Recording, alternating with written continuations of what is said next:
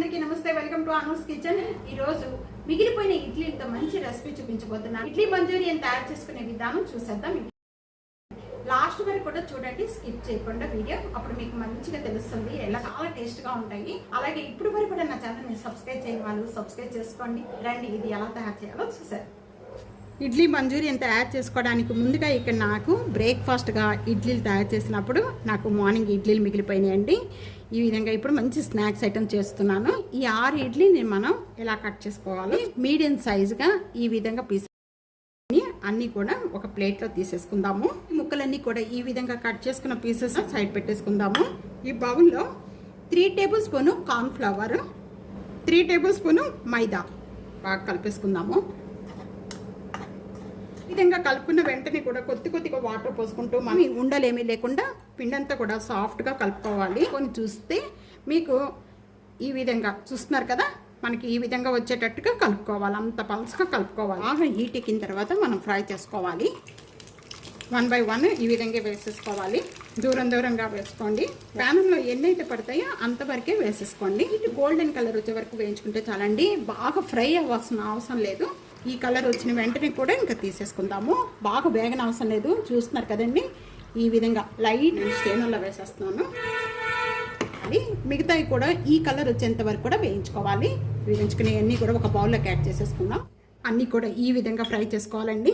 అన్నీ కూడా ఆయిల్ పెట్టేసుకుందాం అండి. 1 టేబుల్ స్పూను ఆయిల్ యాడ్ చేస్తున్నాను.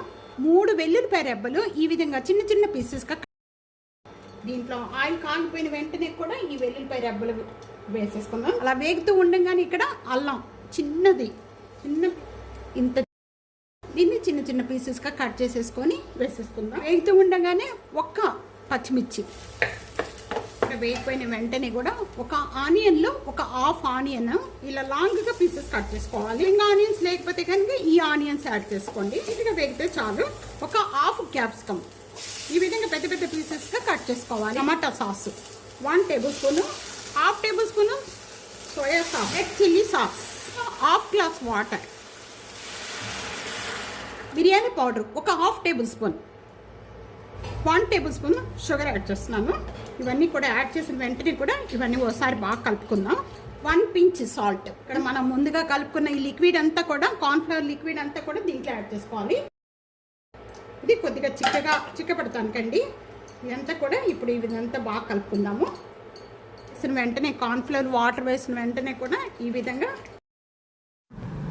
సారీ అండి, ఇక్కడ వీడియో నాకు మిస్ అయిపోయింది. కార్న్ఫ్లవర్ వాటర్ చిక్కపడిపోయిన వెంటనే కూడా ముందుగా మనం ఫ్రై చేసుకున్న ఇడ్లీ పీసులు అన్నీ కూడా దీంట్లో యాడ్ చేసిన ఇడ్లీ పీసెస్ అన్నీ కూడా కొద్దిగా చిక్కపడేంత వరకు కూడా ఉంచేసుకొని వాటిని ఇంకా సర్వింగ్ ప్లేట్లో తీసేసుకోవడమేనండి.